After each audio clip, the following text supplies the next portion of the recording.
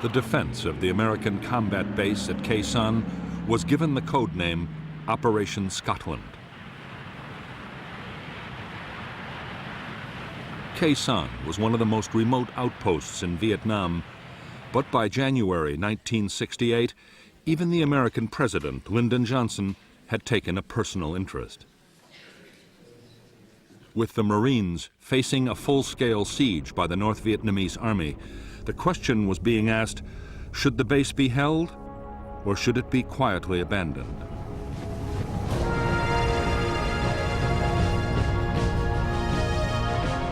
Many in Washington worried that defending Khe Sanh could invite a costly and humiliating defeat. General Westmoreland, the U.S. commander in Vietnam, dismissed all such fears. Already, Khe Sanh was tying up nearly 20,000 North Vietnamese troops, and there might be a chance of winning a major American victory.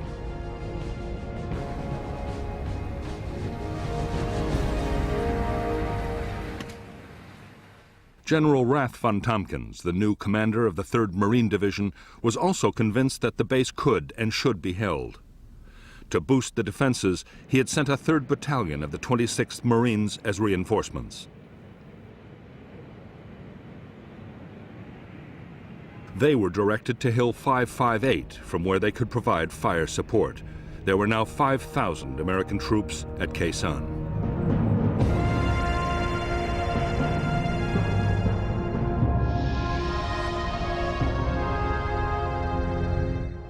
The combat base at Khe Sanh was built around a 3,900-foot airstrip.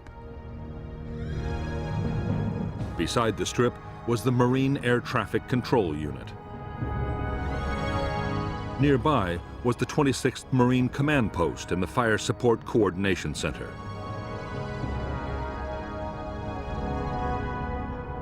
At the eastern end of the base was the main ammunition dump, with a secondary dump to the west.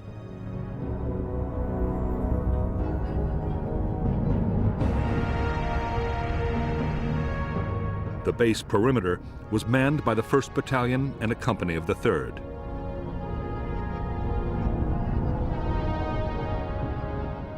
There was also a forward operating base run by Special Forces. The infantry were backed by tank and anti-tank units and an artillery battalion of the 13th Marines.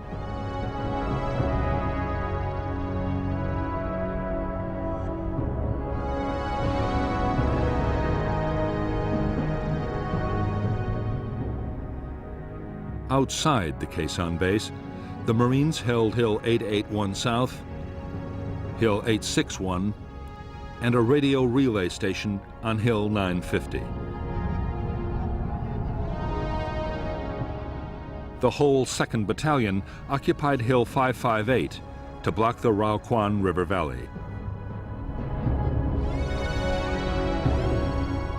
Beyond 881 South, the North Vietnamese 325C Division had secretly fortified a chain of hills. On January 20th, 1968, the Americans thwarted an attempt to take 881 South, and just after midnight the next day, 861 was partially overrun, but the attackers were also driven off. At 5:30 a.m., Khe Sanh base itself was hammered by a massive North Vietnamese artillery bombardment.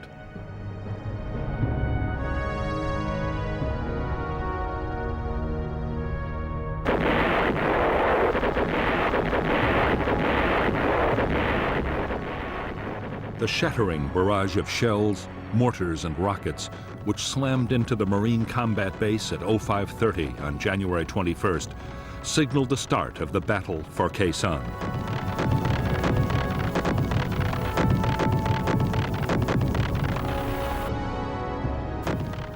The North Vietnamese gunners had targeted their bombardment with unerring accuracy. As Marines had dived for cover, one of the first rounds had scored a direct hit on the main ammunition store.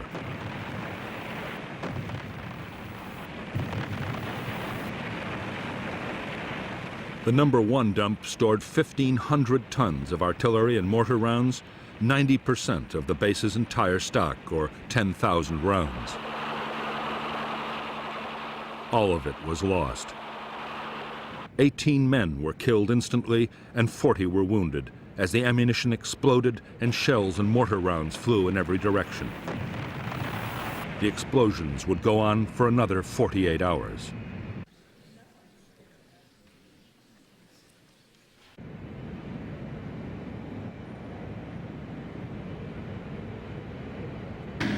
Even at the height of the chaos, the Marines were still able to fire their mortars and guns against the enemy batteries.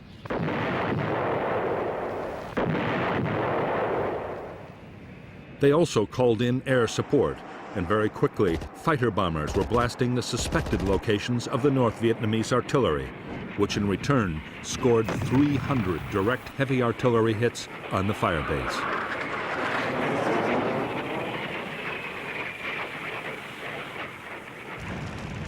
As the bombardment of the base reached a crescendo, the 26th Marines commander, Colonel David Lowndes, expected a massive North Vietnamese ground attack at any moment.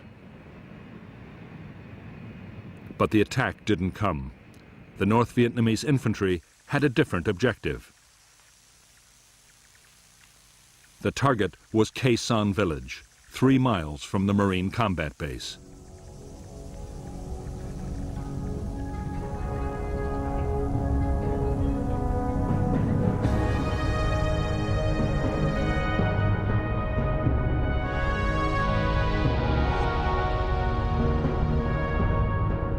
At dawn on January 21st, NVA troops attacked Khe Sanh village, where 200 Marines and South Vietnamese troops were stationed.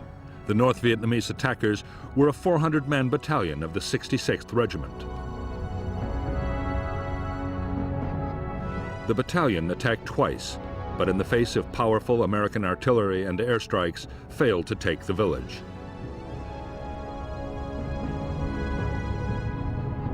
An attempt at reinforcement by a South Vietnamese unit went disastrously wrong, and the whole force was destroyed.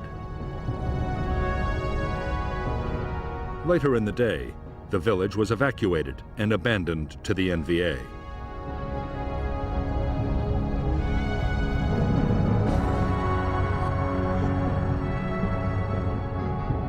Later that evening, Khe Sanh base itself was probed by a North Vietnamese assault unit. L Company of the 3rd Battalion drove off the attack. The following day, the base's western flank was reinforced by the newly arrived 1st Battalion of the 9th Marines, deployed at a quarry a mile from the perimeter. A platoon was detached from the battalion to occupy the nearby Hill 64.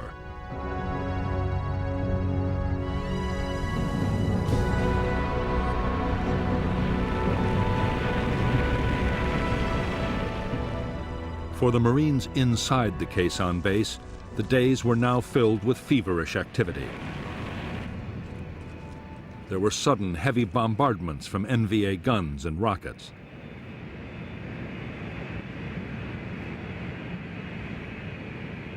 The massive damage done by the first barrage still had to be repaired. The biggest worry was ammunition. The first aircraft to land all carried shells. More than 130 tons were delivered in just 2 days.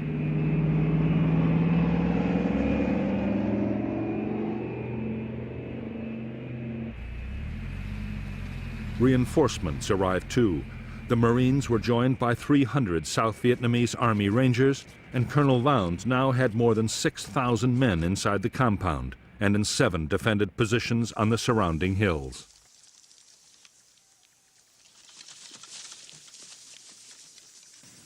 While the Marines at Khe Sanh braced themselves for the attack that was surely coming, General Westmoreland warned Washington that the battle could be the turning point of the whole war.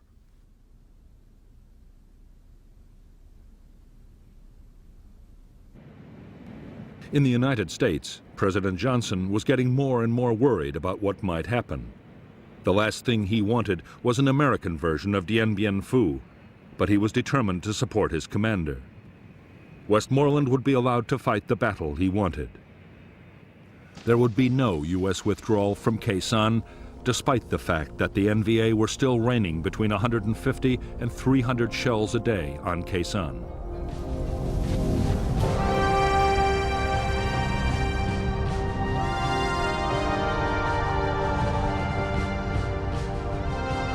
It was the awesome potential of American air power that convinced U.S. military leaders that Khe Sanh could be defended.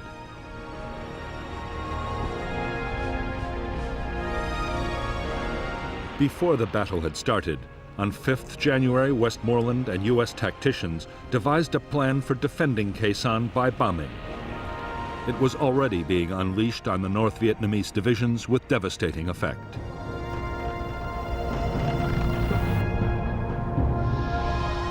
The Americans called it Operation Niagara.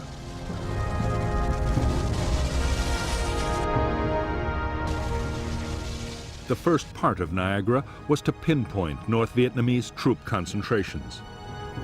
Information from air reconnaissance, special forces teams, radio interception, and every other possible source was fed into the intelligence system.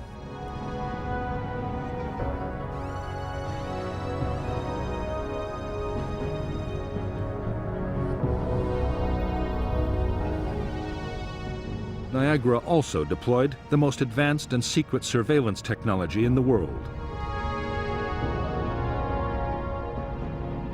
Aircraft and helicopters scattered hundreds of electronic sensors across the enemy's main lines of approach.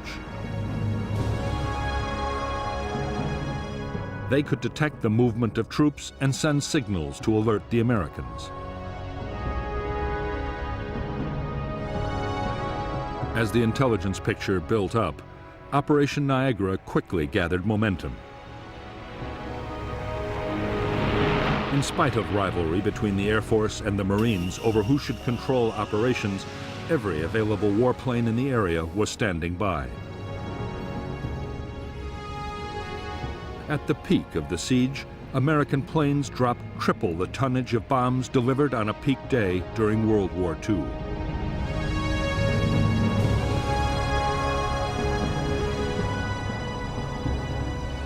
Added to this, fighter bombers would deliver 54,500 tons of napalm alone.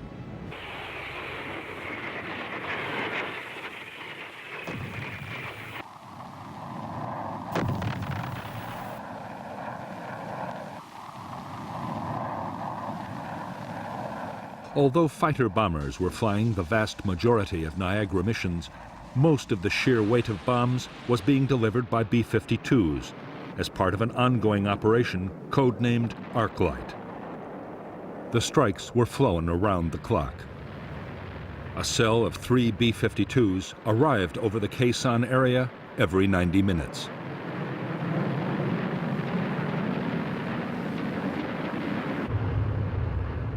The giant heavy bomber was able to carry a massive 27 tons of bombs. The aircraft dropped their loads from 30,000 feet, high enough so that the planes couldn't be seen or heard from the ground. The only warning most North Vietnamese troops got of a raid was the shattering detonation of the first bombs.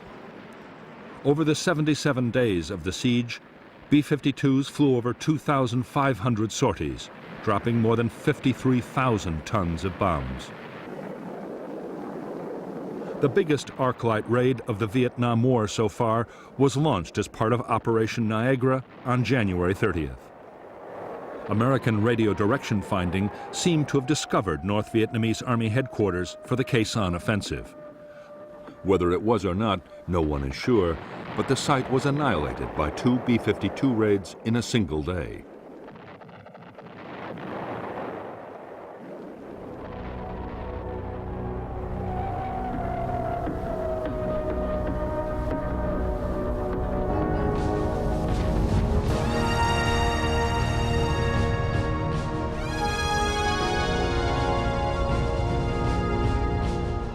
Early in the morning of January 30th and 31st, 1968, the general offensive the Viet Cong had been planning for more than 6 months broke with shattering force all over South Vietnam.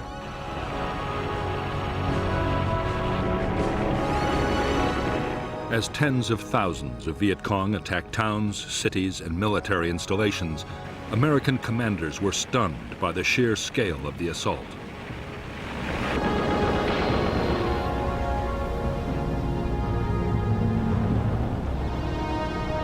While most of South Vietnam erupted in violence, Khe Sanh was uncannily quiet. A North Vietnamese army defector had confirmed that there was to be a major attack, but nothing had happened yet.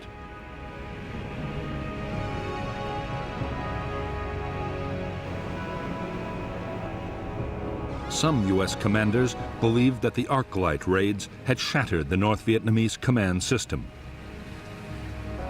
There was no way of telling.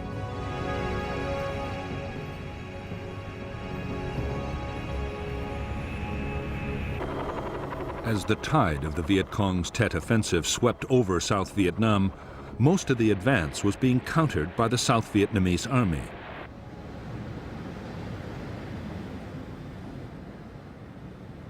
The Americans had been heavily committed in only a few places, mainly around Saigon and in Hue.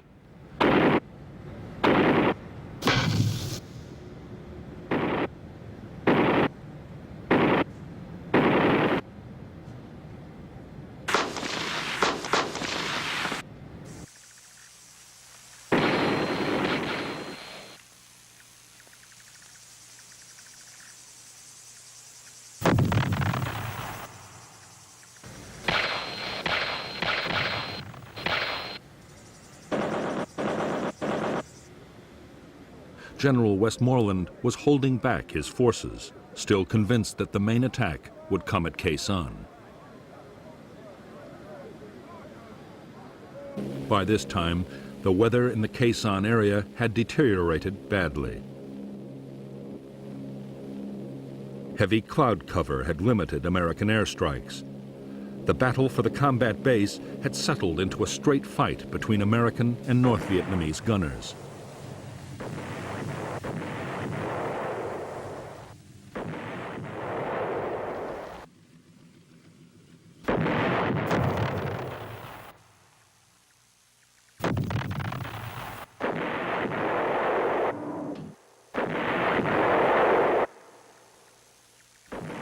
The busiest time for the American guns was after dark, when the NVA were most active. Every night, the Marines laid down concentrated patterns of fire on likely areas. Sometimes, in bombardments known as mini-arc lights, an intense artillery barrage was combined with radar-guided airstrikes to saturate a target completely.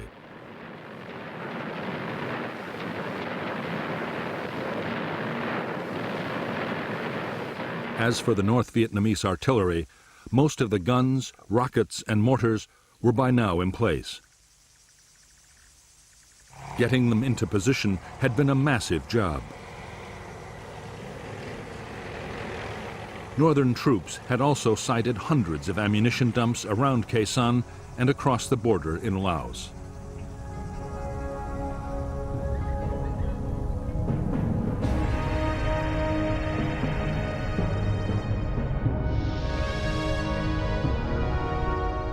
The North Vietnamese had placed large numbers of their shorter-range guns and mortars within 2 miles of the Khe Sanh base.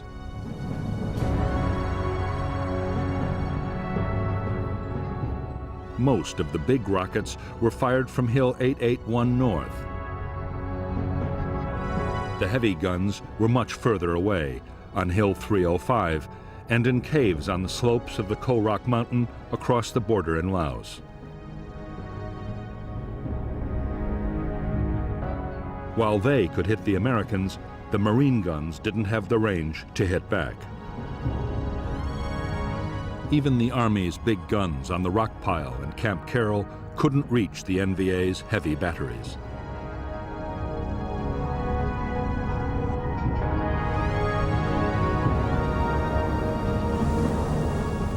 By now, more than 2 weeks into the battle, over 150 North Vietnamese artillery rounds were hitting the Khe Sanh base and its outposts every day, rising to a peak on February 23rd of 1,300.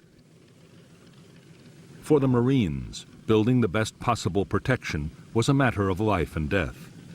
Orders were that every man had to have access to a bunker able to stop an 82mm mortar round. Command posts were to withstand a 120mm hit.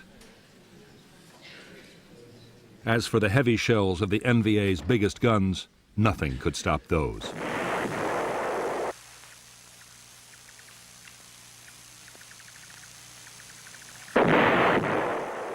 The North Vietnamese artillery hitting Khe Sanh and the Marine outposts was all indirect fire. Spotters on the hills corrected the gunners' aim by radio, but the gunners themselves could never see the targets. What NVA commanders wanted most of all was to place guns on the hills overlooking the base. From there, they could pour devastating fire straight down onto the Americans.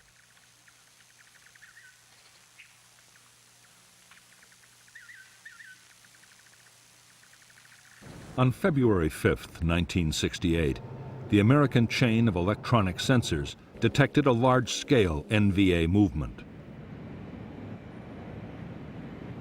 The activity seemed to point to an imminent attack on Hill 881 South. The U.S. reaction was a massive Niagara raid.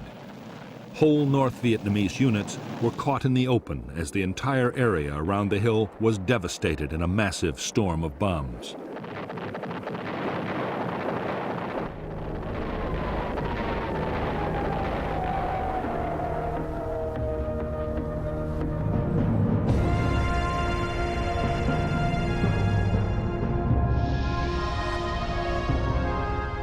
Although a North Vietnamese attack on Hill 881 South had been blocked, the Americans had failed to detect a battalion closing on an outpost called 861A.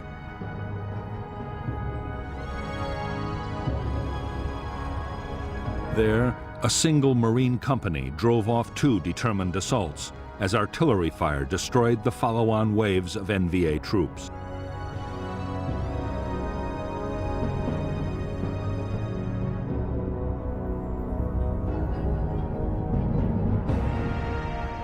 On the night of February 6th, the North Vietnamese 304th Division began to clear ground approaches to Khe Sanh from the west. The first objective was the American Special Forces camp at Long Vây, manned by a handful of U.S. troops and a battalion of South Vietnamese local militia.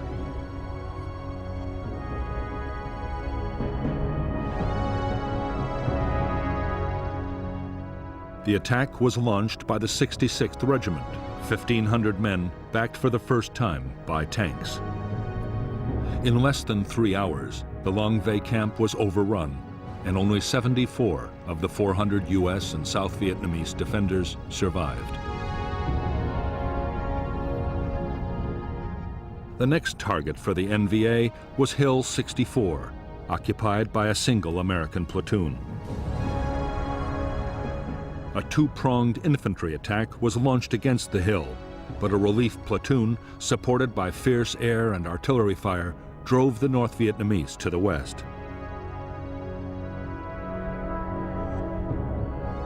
There, they were again hammered by a massive American bombardment.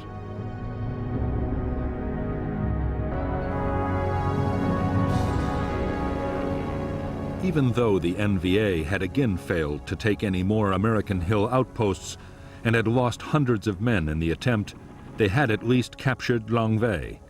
A thorn in their side had been eliminated, and they had cleared Route 9 for their own use.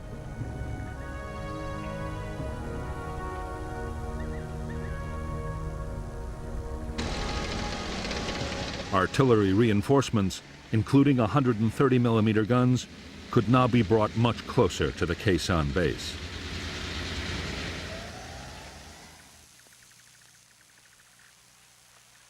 The Americans were sure the NVA had finished building up their forces at Khe Sanh and were ready for the main attack. But to their surprise, the expected assault still didn't come.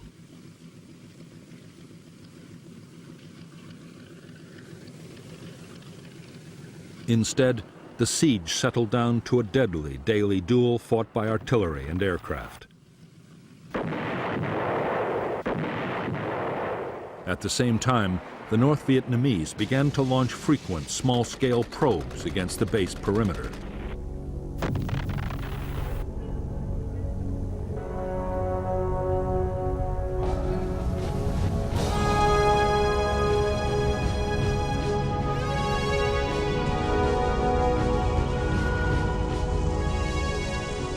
In Washington, anxiety about the fate of the Marines at Khe Sanh was mounting.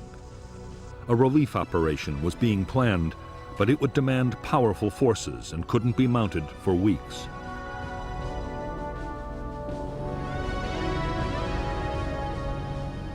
The weather was still too poor. Meantime, if the base's air bridge was cut, it would be all over for Khe Sanh. The troops manning the base needed ammunition, food, and medicines.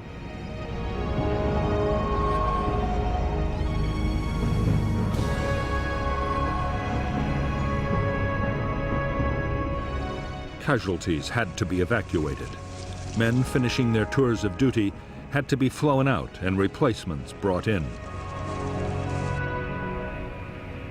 The main base alone needed 160 tons of supplies a day just to keep on fighting.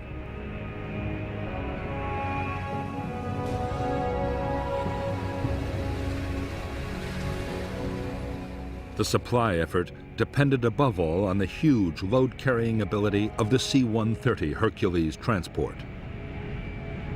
The aircraft was able to carry up to 20 tons of cargo, but for that very reason, it needed most of the strip to land and took time to turn around.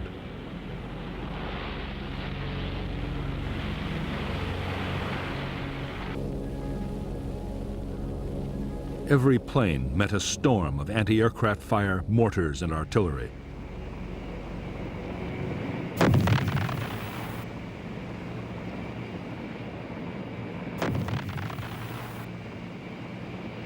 On February 11, 1968, the North Vietnamese anti-aircraft gunners scored their first major success against a Marine KC-130 Hercules landing at Khe Sanh. The plane was carrying a cargo of helicopter fuel and burst into flames. 6 of her crew were burned to death.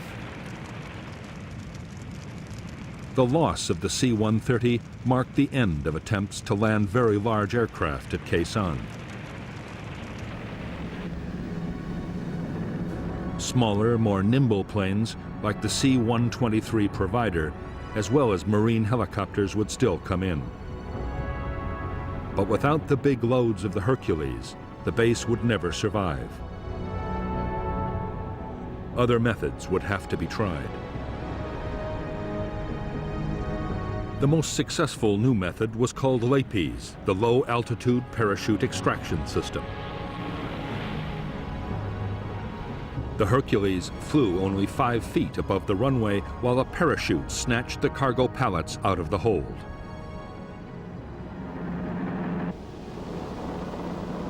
Another technique used a hook and arrestor cable to drag the load from the aircraft.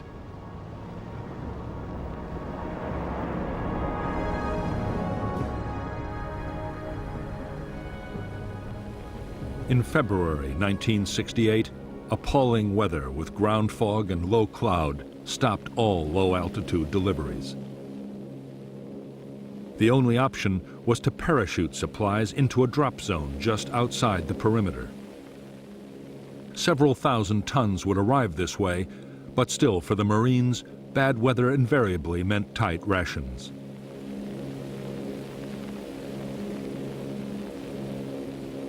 Although the battle to supply the main base was being won, the hill outposts were a much bigger problem. 1/5 of Khe Sanh's manpower was stationed on the hills. The men were suffering almost 50% casualties, and the posts depended completely on helicopters for supply.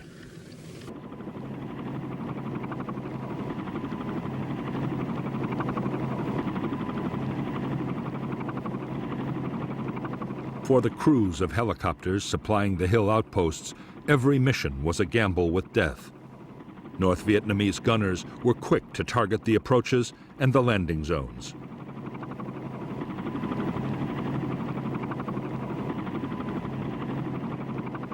Anti-aircraft fire followed the helicopters in, and as soon as they landed, mortar crews and machine gunners opened up.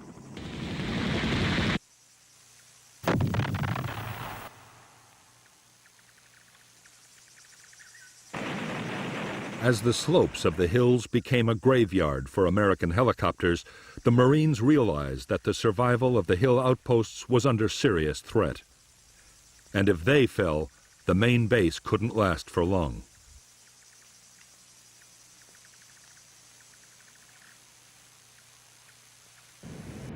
Air commanders worked frantically to devise new tactics for getting helicopters in and out of the hilltop bases safely.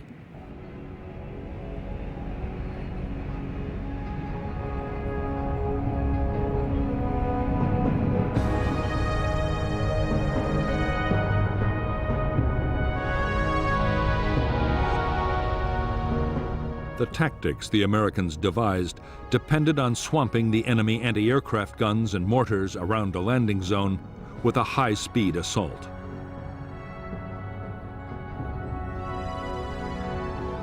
"12 Skyhawk fighter bombers, 4 Huey gunships, up to 16 supply helicopters, and an airborne command and control aircraft all acted together.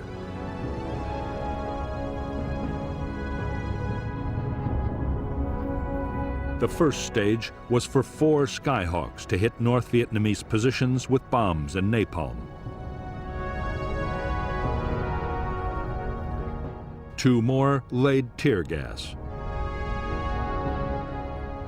Next, 2 Skyhawks dropped smoke bombs to create a corridor, and 30 seconds later, the transport helicopters swooped in, covered by the Huey gunships.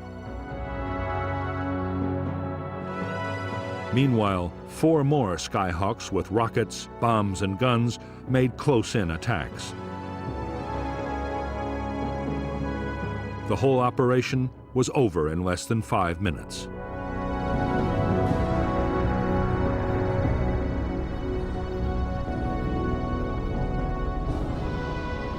The new tactics quickly earned the title Super Gaggle, because the helicopters looked like an oversized flock of geese.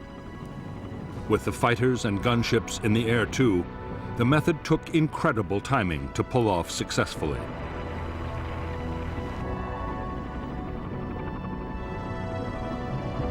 But it worked. Only 2 more helicopters would be shot down, supplying the hill outposts.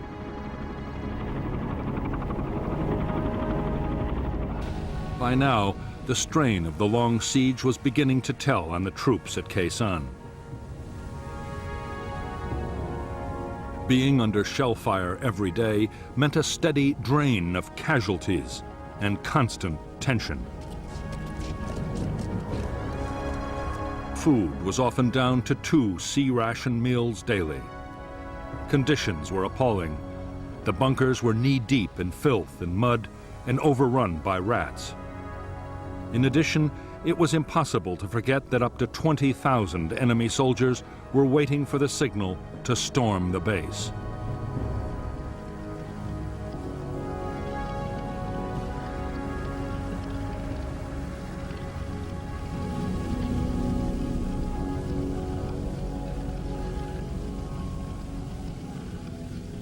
To stop the men brooding about their possible fate, officers and NCOs kept the troops as busy as possible.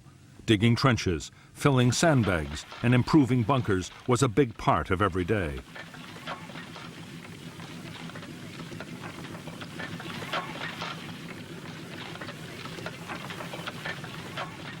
There was some patrolling too, although not more than 500 yards from friendly lines. Colonel Lowndes had no intention of sending his men into certain ambushes, and in any case, they had to be kept clear of the Niagara bombing raids.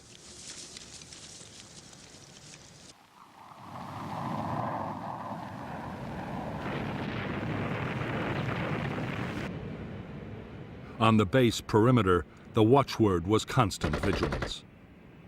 The North Vietnamese were probing the defenses with infantry and sapper teams.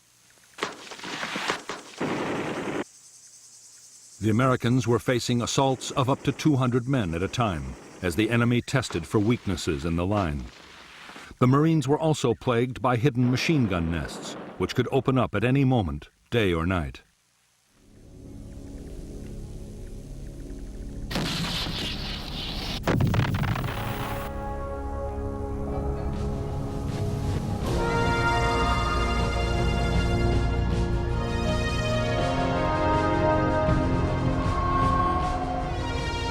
By now, the attention of the American public was riveted by the Battle of Khe Sanh. The story was being covered by dozens of journalists and was featured on network television every day. Stories about Khe Sanh accounted for 25% of all film news reports about the war on U.S. networks and up to 50% on CBS. Arguments raged over the rights and wrongs of trying to hold the base. In Washington, President Johnson was deeply worried about the fate of the Marines at Khe Sanh. He was constantly demanding the latest information on the battle. A model of the base had even been brought into the White House Situation Room. For the first time in the Vietnam War, the room was on full alert, 24 hours a day.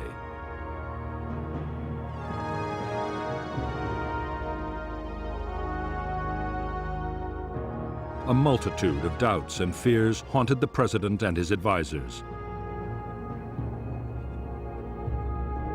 Should nuclear weapons be used to save the base, as some had suggested?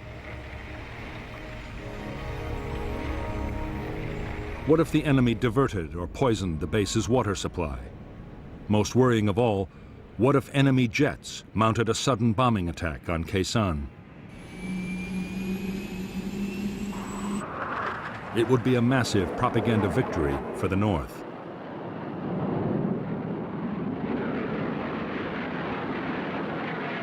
Although North Vietnamese aircraft did penetrate to within striking distance of Khe Sanh, they made no attempt to attack the Marine base.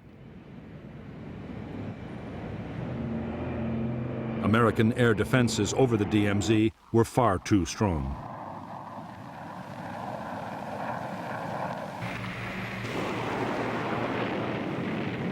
The biggest threat to the Marines at Khe Sanh did not come from modern fighter aircraft. It came from one of the most primitive weapons in warfare. The North Vietnamese besieging Khe Sanh were digging mile upon mile of trenches and bunkers, just as they had at Dien Bien Phu. They were fast approaching the perimeter of the combat base itself.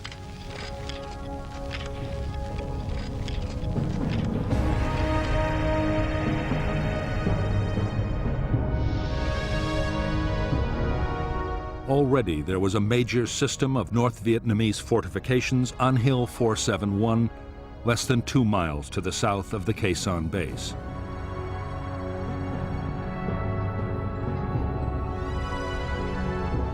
Now, at incredible speed, the trench lines were being extended northwards until they reached to within 25 yards of the American perimeter. Another line of trenches and bunkers was creeping across from the southeast. The NVA plan was for the infantry to mass under cover of the trenches before launching their final assault.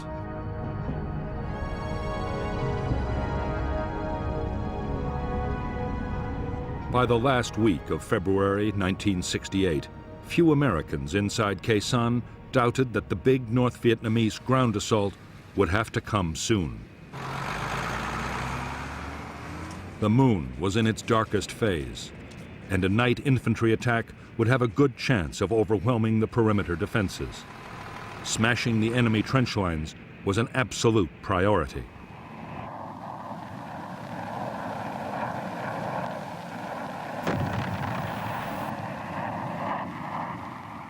The Americans tried every conceivable method to destroy the trenches. napalm and bombs were rained down in huge quantities.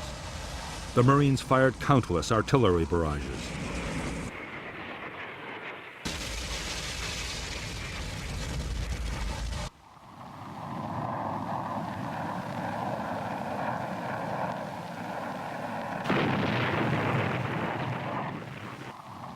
But the Americans had little success.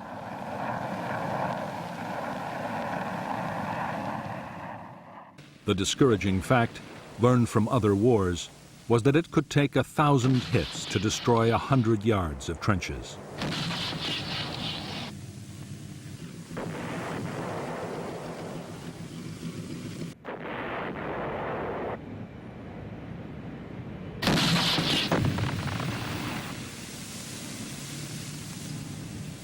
In the end, the answer lay with the B-52s. Up to now, arc-light raids had been kept more than 2 miles away from the base perimeter. On February 27, 1968, the restriction was lifted.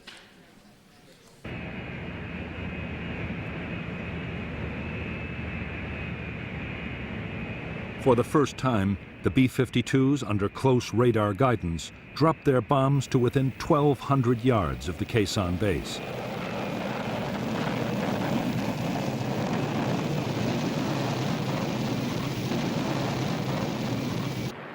The effect was shattering. There was massive damage to the North Vietnamese trenches and bunkers.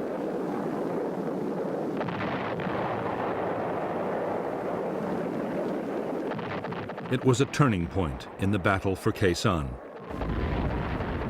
From now on, close-in bombing by B-52s would play a major part in the defense.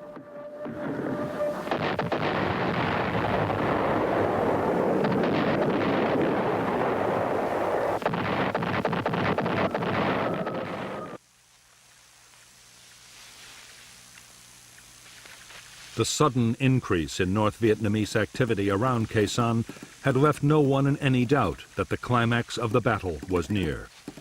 A few days before, a Marine patrol trying to get information had been almost wiped out. North Vietnamese traffic along Route 9 from Laos had also risen to a new peak.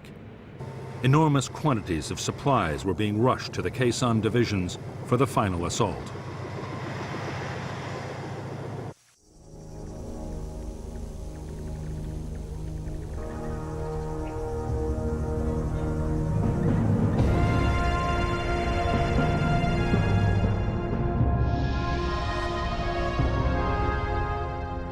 The 66th Regiment of the North Vietnamese 304th Division was assembling near a plantation to the south of the Khe Sanh base.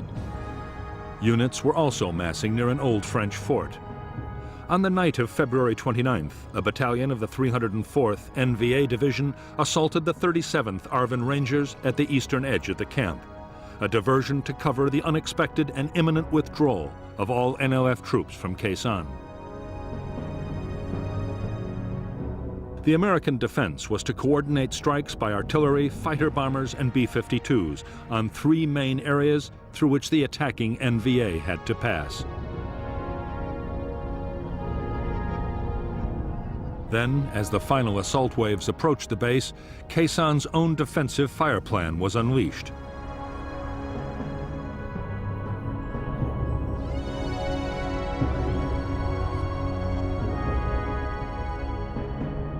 The base perimeter at the point of attack was manned by the 37th South Vietnamese Ranger Battalion.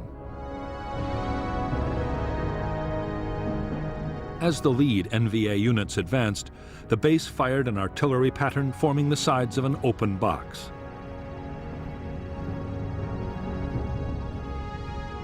A creeping barrage was then walked up and down inside.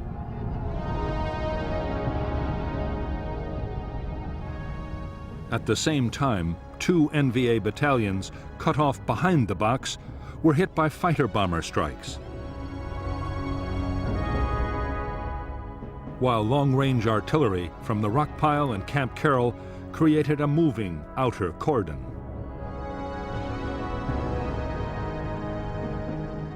The The North Vietnamese troops, who survived to emerge from the open end of the box, then faced the direct fire of the South Vietnamese Rangers. Over the next week, despite continued aerial bombardment and the barrage of artillery fire, the trenches came even closer. Then, for no apparent reason, they stopped. On March 6th, with the Marines still waiting for the final assault, many of Jap's troops stumbled away through what was left of the jungle, an area of land that had received 100,000 tons of bombs, the heaviest aerial bombardment on a single piece of land in the history of warfare. The next 3 weeks were relatively quiet around Khe Sanh. American air activity increased steadily as the weather improved, and more NVA units began to withdraw into Laos. But the battle for Khe Sanh was not yet over. On March 22, 1968, there was a sudden explosion of violence. Without warning, a massive North Vietnamese bombardment, including huge numbers of heavy shells from the Ko Rock Mountain, slammed into Khe Sanh. More than 1,000 rounds hit the base at the rate of 100 every hour. At the same time, the electronic sensors around Khe Sanh again indicated NVA movements, and the Americans replied with heavy bombing.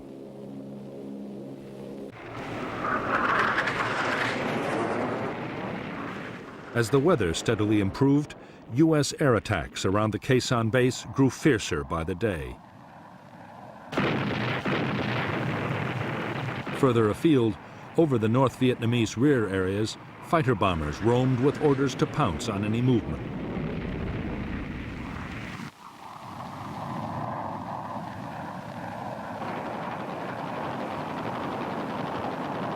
For the North Vietnamese, the situation could only get worse. General Giap was forced to concede that Khe Sanh could not now be taken. By this time, the Marines were mounting small but aggressive attacks out of the base.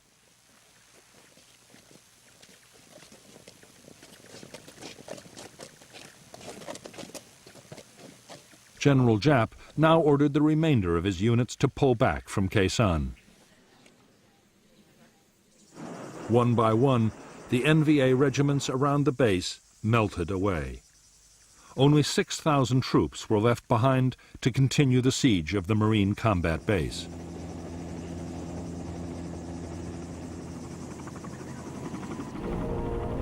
Although fighting would go on, the worst of Khe Sanh's ordeal was over.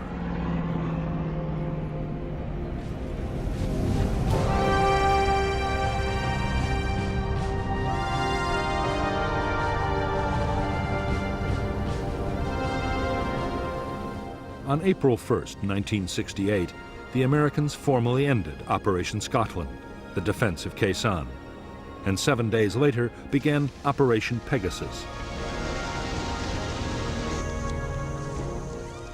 April 9th was the first time in 45 days that no shells fell on Khe Sanh.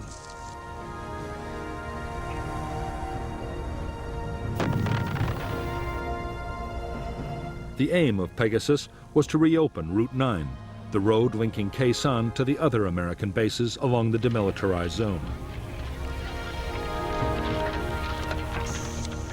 As well as the Marines, Pegasus deployed the 1st Air Cavalry Division, the most mobile American unit in Vietnam.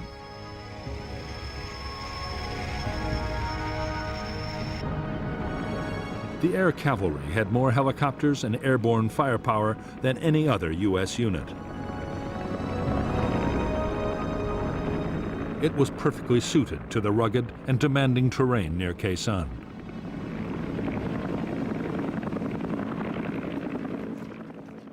For Pegasus, the division's commander, Major General John Tolson, was also given the 1st Marine Regiment, a South Vietnamese airborne task force, and the 26th Marines in Khe Sanh.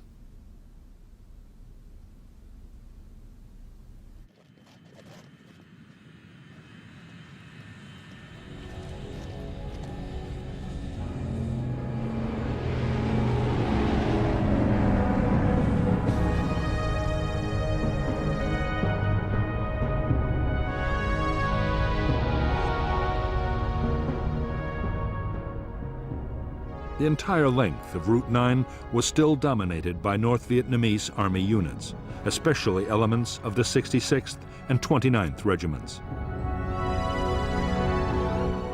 For Operation Pegasus, the Americans built a main base for the air cavalry at Landing Zone Stud.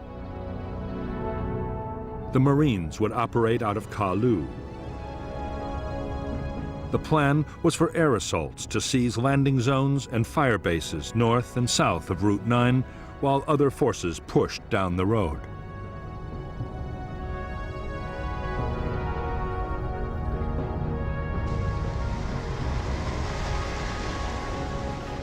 Although the weather was poor for fighter bombers, the weight of American firepower supporting Pegasus was still enormous.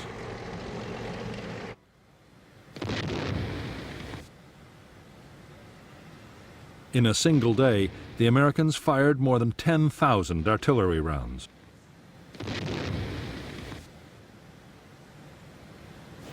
Before the operation was over, B-52s launched 45 arc-light strikes.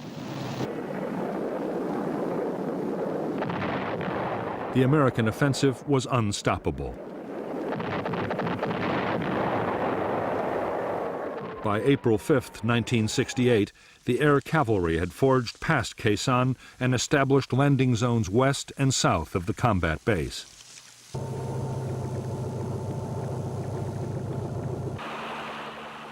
While the cavalry consolidated their new positions, the Marines in Khe Sanh mounted their own breakout assaults.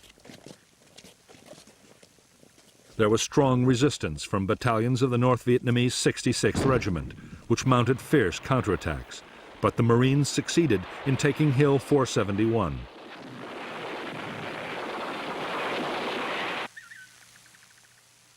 It was the first of a string of NVA hills recaptured over the next few days.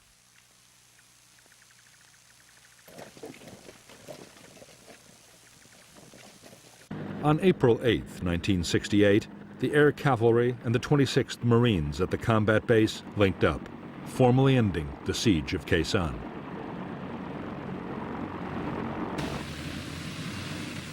In fact, the Marines were less than pleased to be seen as being rescued by the Army. In their view, they had long since guaranteed their own survival.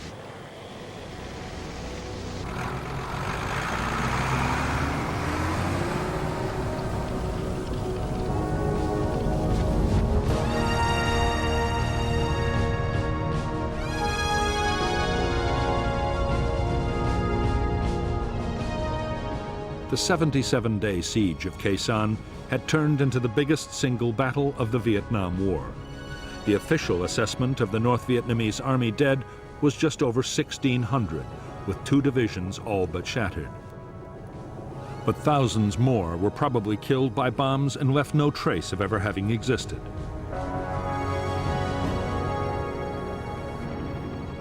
By the end of Operation Pegasus, American and South Vietnamese units had suffered 1,000 dead and 4,500 wounded. But official figures state that under 250 had been killed at the Khe Sanh combat base and its outposts. In the aftermath of the battle, General Westmoreland had high hopes that the next phase would be the thrust into Laos he had long advocated.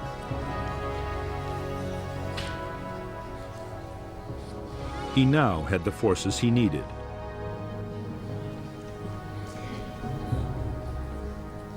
But Westmoreland's hopes for a great campaign to follow up his victory at Khe Sanh were soon dashed. In the United States, by the spring of 1968, American public opinion had turned sharply against the war in Vietnam.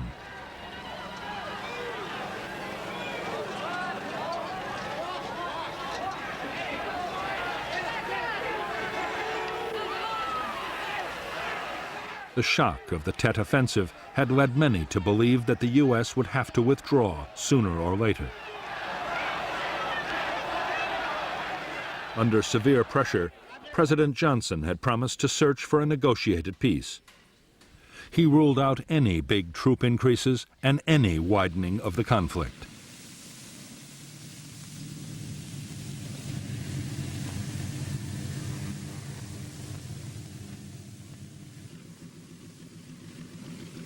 In June 1968, General Westmoreland approved the destruction of the Khe Sanh combat base. The president's decision not to widen the war had meant there could be no offensive into Laos.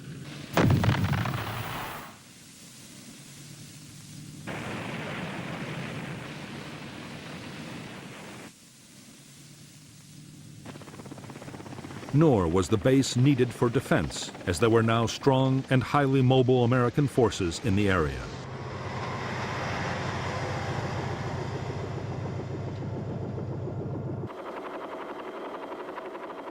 In any case, as both sides were slowly beginning to realize, even as the battle had raged at Khe Sanh, the war had changed out of all recognition.